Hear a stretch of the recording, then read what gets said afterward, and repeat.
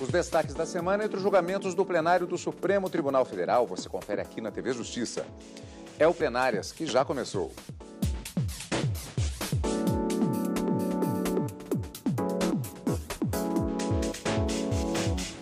Hoje com os principais momentos das sessões dos dias 15 e 16 de agosto de 2018. Karina, nós tivemos uma semana um pouquinho diferente, na verdade, porque durante todo esse período do mês de agosto e a primeira e segunda semanas, na verdade, até a posse do ministro Dias Toffoli, nós já temos pautas previstas, inclusive com as sessões nas manhãs das quartas-feiras. Excepcionalmente, nós não tivemos sessão nesta quarta-feira pela manhã, por conta da interinidade da ministra Carmen Lúcia como presidente da República, por ocasião de viagem do presidente Michel Temer. Mas tivemos uma semana, portanto, com a sessão da tarde da quarta, a sessão à tarde na quinta-feira e com resultados interessantes, debates interessantes. E aí temos uma certa variedade, a questão da legitimidade do Ministério Público para entrar com ações na Justiça em relação à questão de medicamentos para pessoas com doenças graves. Tivemos também a questão dos transgêneros e a possibilidade de registro do nome social e ainda do gênero específico daquela pessoa com a qual ela se identifica, uma questão que já vinha há muito tempo sendo bastante debatida, não só no Supremo, como, na verdade, em toda a sociedade. Essa, na verdade, foi a única decisão tomada pelo Supremo na sessão da quarta e na quinta-feira, com a conclusão, única decisão no sentido de se concluir um julgamento efetivamente de grande repercussão, já que já havia sido iniciado em novembro do ano passado, com a proclamação do voto do ministro Dias Toffoli e de outros ministros, mas suspenso em razão de um pedido de vista do ministro Marco Aurélio. E na sessão dessa quarta-feira, a conclusão desse julgamento sobre essa possibilidade de alteração do nome das pessoas que se consideram transgêneros sem que houvesse a realização da cirurgia de mudança de sexo. Os ministros acabaram entendendo, por votação unânime, que é possível a alteração do nome, mas por maioria de votos entendeu que não é necessário um processo judicial para que essa alteração ocorra. Ficaram vencidos o ministro Marco Aurélio, o ministro Alexandre de Moraes, que no julgamento de março desse ano concluído, em uma ação direta de inconstitucionalidade sobre esse mesmo tema, se manifestaram nesse sentido. Então, para se adequar a essa jurisprudência nova que se formou, até o ministro Dias Toffoli, relator desse caso, que já havia votado, como eu disse, em novembro de 2017, acabou reajustando o seu voto para adequar a jurisprudência do Supremo, que acabou sendo formada em março, na ação direta de inconstitucionalidade, e esse acabou sendo o resultado. É possível que haja mudança do nome da pessoa considerada transgênero no registro de nascimento, de forma direta e administrativa, sem a necessidade de processo judicial, vencidos apenas o ministro Marco Aurélio e o ministro Alexandre de Moraes.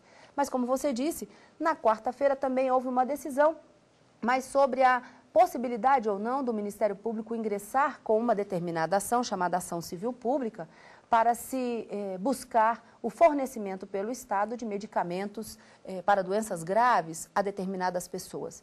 O Tribunal de Justiça do Estado de Minas Gerais havia indeferido, dizendo que o Ministério Público não poderia propor essa ação para interesses individuais indisponíveis, mas o Supremo acabou revertendo essa decisão, determinando que o processo retorne à origem para que seja decidido efetivamente o mérito, entendendo que o Ministério Público pode, sim, e a Constituição autoriza esse tipo de ação na defesa do direito à saúde, que é um direito indisponível. E na quinta-feira, Cadu, um julgamento que teve início com a promessa de retomada na primeira hora da próxima sessão da semana que vem, na quarta-feira, que fala justamente sobre a terceirização, a possibilidade ou não da terceirização por empresários de prestações de serviços de atividade fim.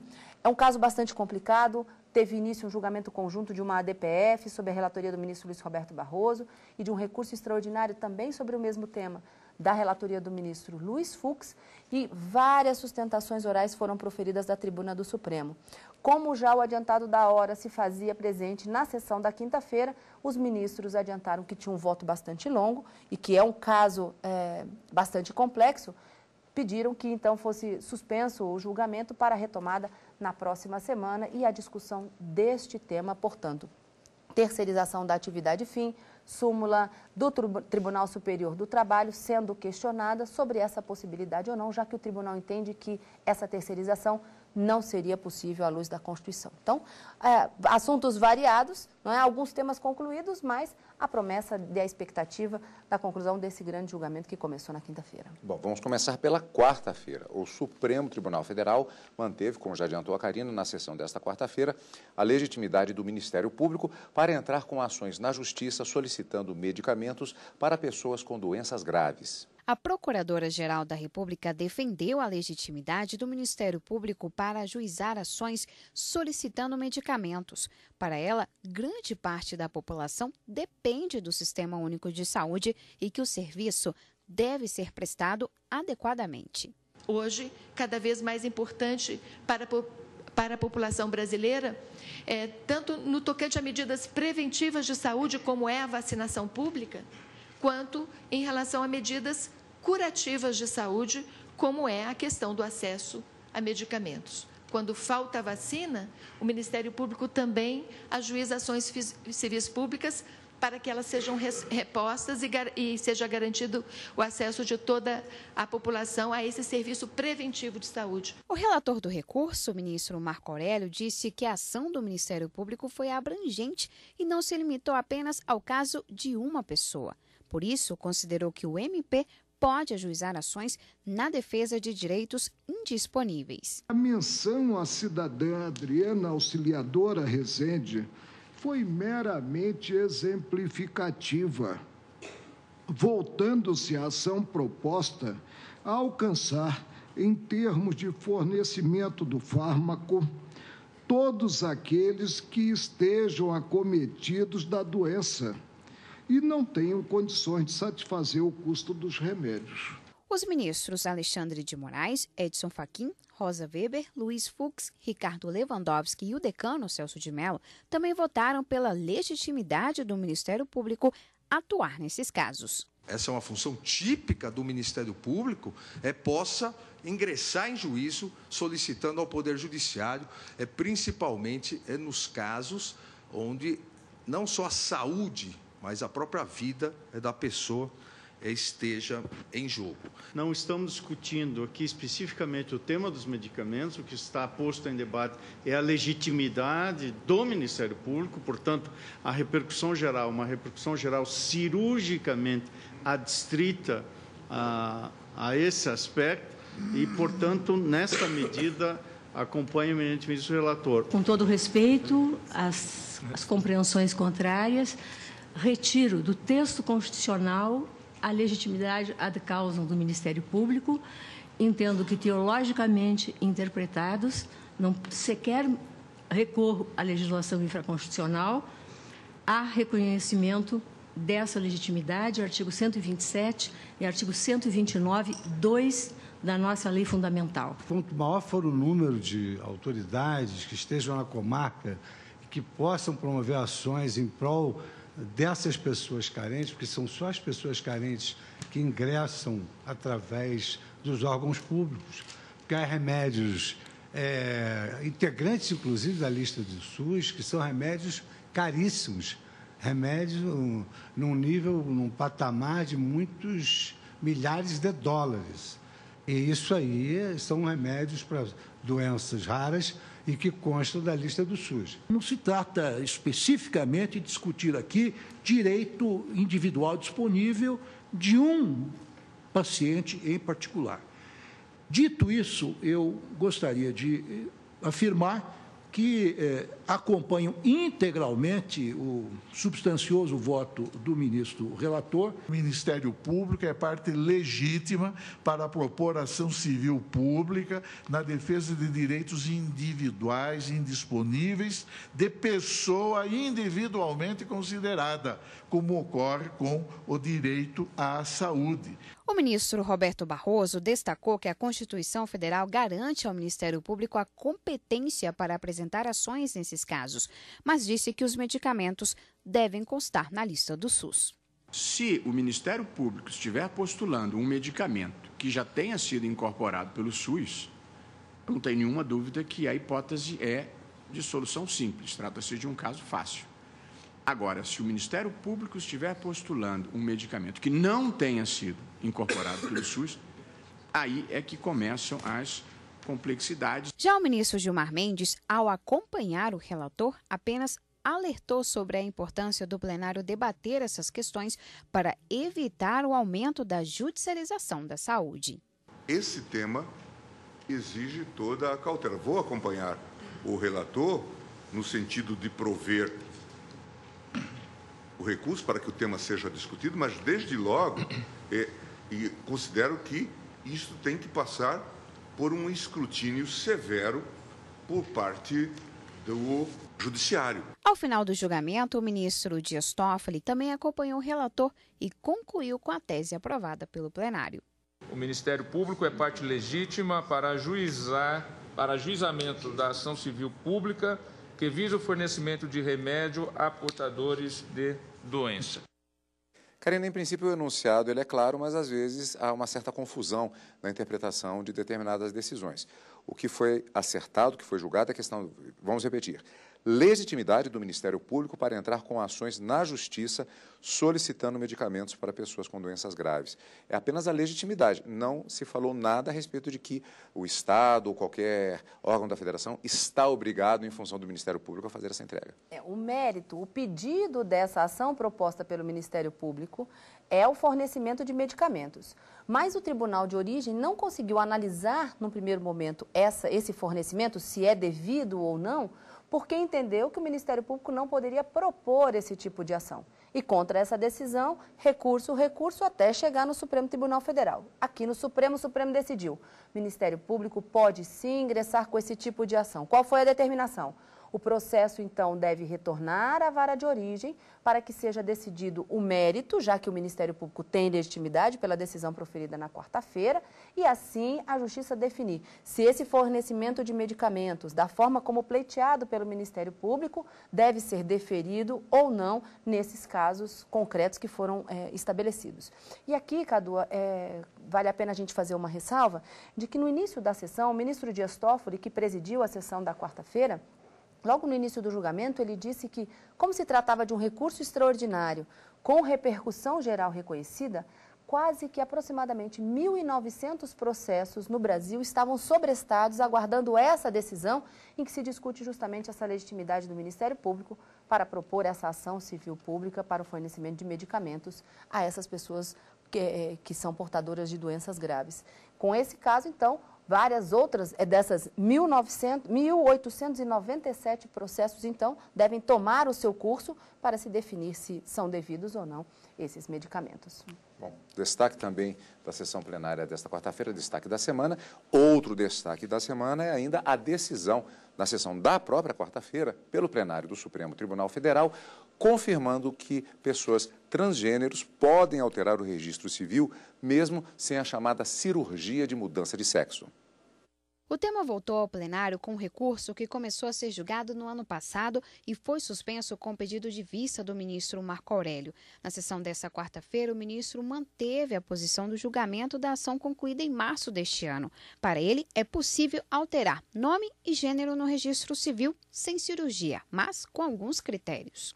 Idade mínima de 21 anos, diagnóstico médico de transexualismo, considerados critérios do artigo 3º da Resolução 1955/2010 do Conselho Federal de Medicina, por equipe multidisciplinar, após, no mínimo, 2 anos de acompanhamento conjunto. O ministro Dias Toffoli, relator do recurso, ajustou o voto conforme decisão já tomada pelo plenário.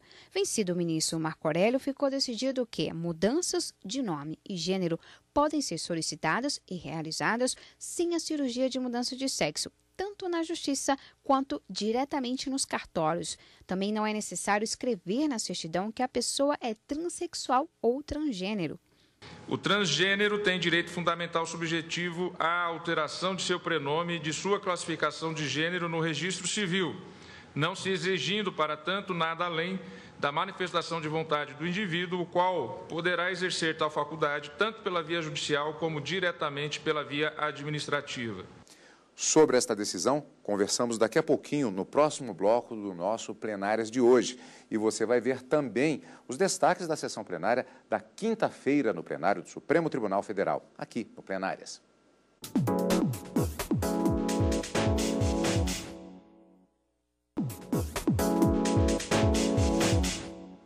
Estamos de volta com o Plenárias. No primeiro bloco do programa de hoje, vimos os destaques da sessão plenária da quarta-feira, incluindo já ao final do bloco a decisão do plenário do STF no sentido de que pessoas transgênero têm a possibilidade de fazer o registro em cartório do chamado nome social e também do gênero ao qual acreditam pertencer, independente da chamada cirurgia de mudança de sexo. Karina, isso é a confirmação de uma jurisprudência da própria Corte. Como a gente comentou no início do programa, em março de 2018, o Supremo concluiu o julgamento de uma ação direta de inconstitucionalidade que versava sobre esse tema também e concluiu que é possível fazer essa alteração no registro de nascimento, além da desnecessidade de se fazer a cirurgia de mudança de sexo. O Supremo também entendeu, por maioria, que não é preciso um processo judicial de jurisdição voluntária, em que não há conflito entre as partes, como decidiu o ministro Marco Aurélio e o ministro Alexandre de Moraes, que ficaram vencidos tanto no julgamento da ação direta de inconstitucionalidade em março de 2018, como também no julgamento que se concluiu nessa semana, na quarta-feira. Mas todos eles, por votação unânime, acabaram entendendo que haveria sim a possibilidade de alteração do nome. Mas, para o ministro Marco Aurélio e Alexandre de Moraes, é necessário processo judicial. Vencidos, uma decisão, uma vontade própria dessa pessoa transgênera, direta e administrativamente, pode fazer essa alteração no registro, com aquelas observações colocadas na tese em que o ministro Dias Toffoli acabou lendo no plenário e a gente viu no primeiro bloco. Tem toda uma recomendação para que haja essa alteração e averbação desse nome social à látere da certidão de nascimento. Então, essa foi a decisão, como você disse, confirmando uma jurisprudência que desde março de 2018 vem sendo aplicada no tribunal. Decisão da última quarta-feira no plenário do Supremo Tribunal Federal.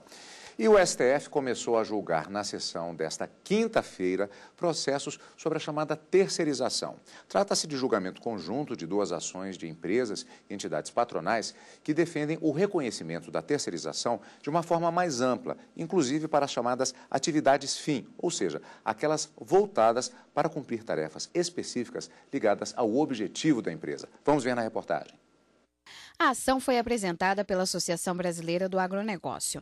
A ABAG questiona decisões da Justiça do Trabalho que restringem a terceirização com base em uma súmula do Tribunal Superior do Trabalho que impede esse tipo de admissão para atividades fim. Segundo a entidade, além de não ter apoio em lei, o impedimento gera restrição, limita e dificulta a liberdade de contratação de serviços. As decisões proferidas pela Justiça do Trabalho continuam sendo proferidas com base na súmula 331. Isso, a nosso ver, significa que antes elas eram inconstitucionais e agora, além de inconstitucionais, são contrárias à letra da lei. Já o recurso da empresa Cenibra contra uma decisão do TST que considerou ilícita a terceirização contratada pela empresa. No STF, a Cenibra disse que proibir a terceirização compromete o mecanismo de gestão das companhias. Esse país passa pela pior crise de sua história. São 13 milhões de desempregados, mais de 37 milhões de brasileiros colocados na informalidade, segundo o levantamento recente do IBGE, publicado no dia 31/7/2018 pelo Estadão. Portanto, seguir proibindo a terceirização, inclusive de serviços especializados, constituem contribuir ainda mais para o agravamento desta terrível situação. Sobre os dois processos em julgamento, a Procuradora-Geral da República ressaltou que é importante analisar o assunto, levando em conta as novas leis sobre o tema. O trabalho agora é um direito humano subjetivo, portanto, não é mais uma mercadoria. E é nessa perspectiva que o enunciado 331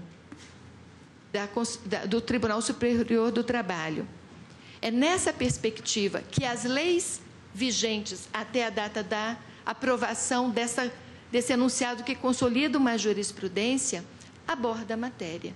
Além das partes, os ministros também ouviram instituições que foram admitidas como amigos da Corte.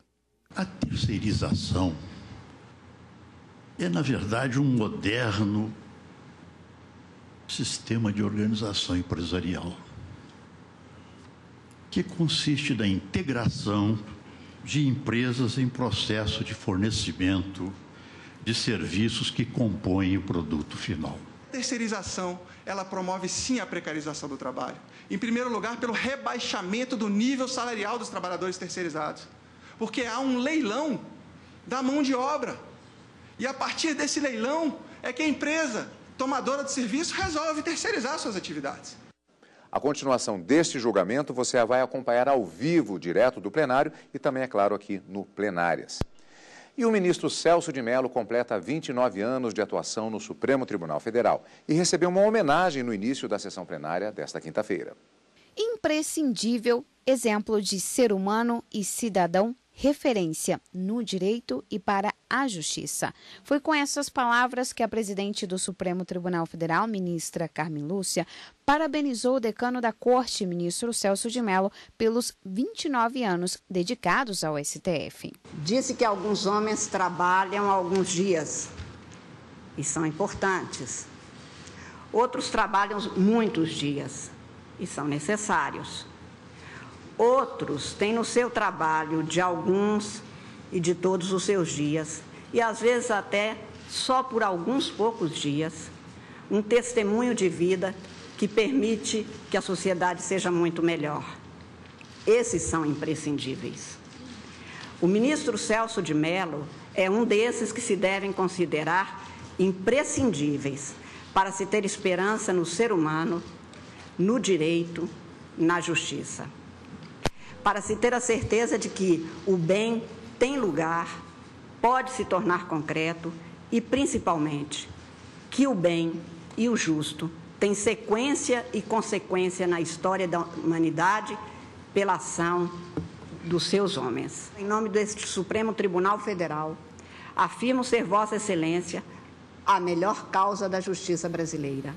Uma causa que não tem parte contrária, porque todos nós aqui, irmanados, concordam quanto à garantia que Vossa Excelência representa de que o Brasil produz grandes juízes, sendo exemplo dessa afirmativa a vida, o trabalho e a serenidade firme, segura e liana com que se conduz e que julga. A Procuradora-Geral da República lembrou que o decano já fez parte do Ministério Público e exaltou o trabalho do ministro durante as últimas décadas. Dentre os muitos atributos do ministro Celso de Mello, como a inteligência, a coragem e o elevado espírito público, a presidente desta Corte destacou um que enfeixa o conjunto de suas virtudes, o de ser imprescindível. Imprescindível para o Brasil, para a nação, para os direitos humanos e para a realização da Constituição brasileira. Ao agradecer pela homenagem, o ministro Celso de Mello disse que se sente honrado por ser juiz da Corte e se definiu como um eterno aprendiz. São 29 anos de uma convivência que me tem sido extremamente profícua.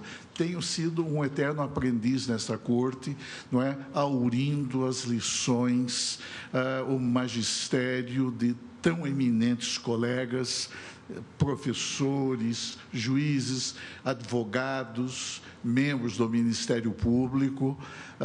É uma experiência realmente maravilhosa e a honra imensa de haver ascendido a esta Suprema Corte é algo realmente insuperável. O Supremo Tribunal Federal é um tribunal realmente mais importante do que todos e cada um de nós, e incumbido de exercer atribuições extremamente sensíveis, notadamente em tempos em que muitas vezes se vê declinar no horizonte do país a prática da ética e o exercício do direito. José Celso de Mello Filho nasceu em Tatuí, no interior de São Paulo. É formado em Ciências Jurídicas e Sociais pela Faculdade de Direito da Universidade de São Paulo.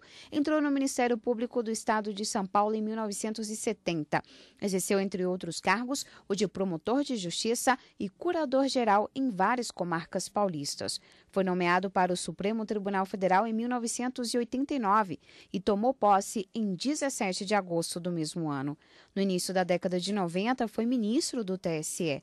Assumiu a presidência do STF em 1997, com 51 anos, o mais novo presidente da Corte desde o Império. E estes foram os destaques da semana no plenário do Supremo Tribunal Federal. Karina, encontro marcado já na próxima semana. Na próxima semana, na quarta e na quinta-feira, ao vivo no Direto do Plenário e no final de semana com plenárias. Obrigado pela sua companhia, como sempre. E continue conosco aqui, na TV Justiça.